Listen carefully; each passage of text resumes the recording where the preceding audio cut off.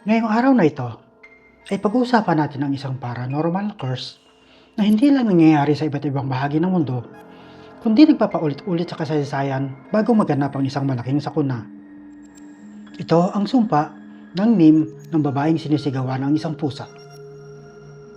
Maaaring katawa-tawa sa karamihan ang larawan na ito, ngunit ang katotohanan, ang pagsigaw ng isang babae sa isang pusa na nakaupo sa isang mesa ay isang paranormal na event na paulit-ulit na nangyayari ngunit hindi napapansin ng lahat.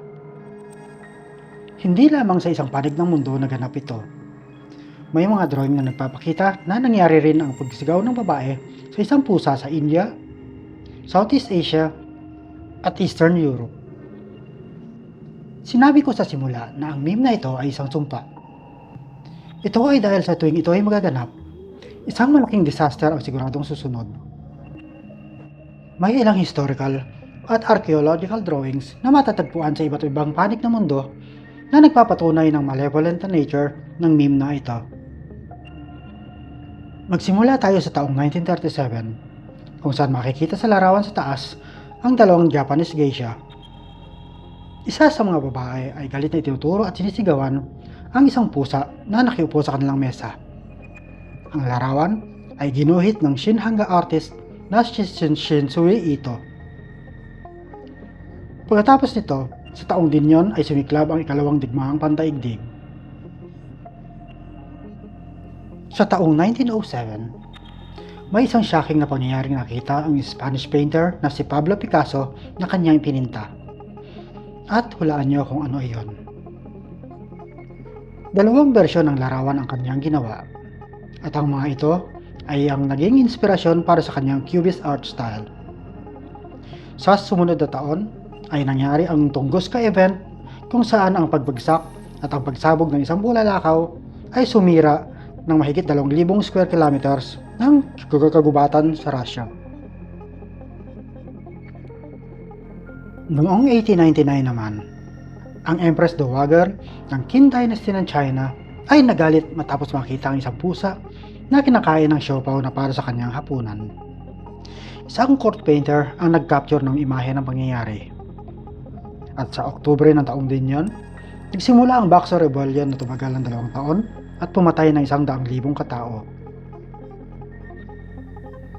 Sa taong 1347, si Joan of England, ang anak ni Edward III at Philippa of Hainault, ay pinatapon ng isang ligaw na pusa na natagpuan niyang nakaupo sa kanyang hapagkainan.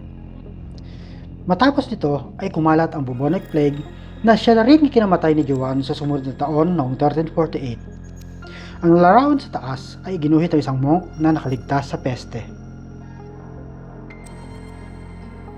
Sa isang tomb painting na natagpuan sa Ephesus, makikita ang dalawang babae na kinukumpronta ang isang pusa sa isang mesa. Na-identify ng mga archaeologists na ang mga babae ay ang magkapatid na sina Cleopatra VII at si Arsinoe IV. Ang magkapatid ay pareho nagkaroon ng masamang kapalaran ilang taon matapos nilang makaengkwentro ang pusa. Si Arsinoe ay pinapatay ni Cleopatra noong 41 BC sa akusasyon ng rebellion, at si Cleopatra naman ay nag-suicide noong 30 BC upang hindi mahuli ng army na pinamumunuan ni Octavian, ang future emperor ng Roma na sumakop sa Egypt. Noong 1868 sa Çanakkale, Turkey, isang votive amphorae na mula sa 13th century BC ay may painting ni Helen, ang reyna ng Sparta, na pinatataboy ang isang pusa na naupo sa kanyang mesa.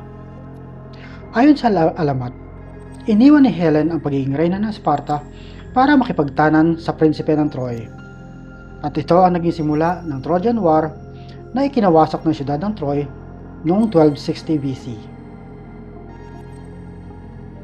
Ang pinaka-earliest na depiction ng meme ng babaeng sinisigawan ng isang pusa ay natagpuan noong 1940 nang madiskubre ang isang kuweba na puno ng cave paintings sa Lascaux sa France.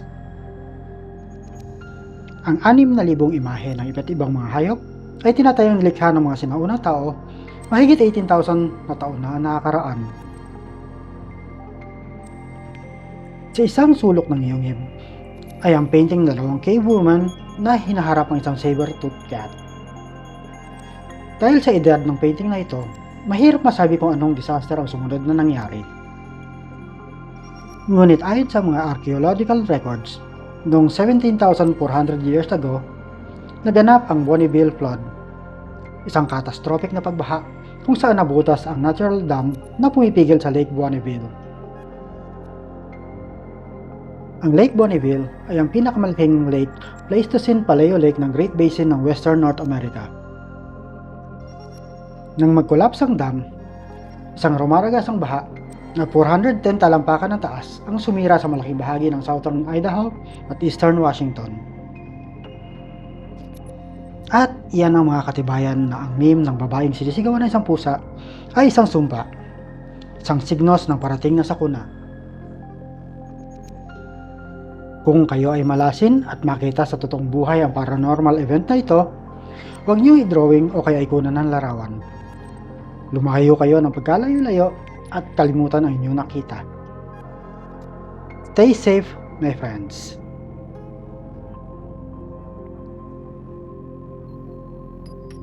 At hanggang dito na lamang po. Salamat sa panonood. Hanggang sa muli.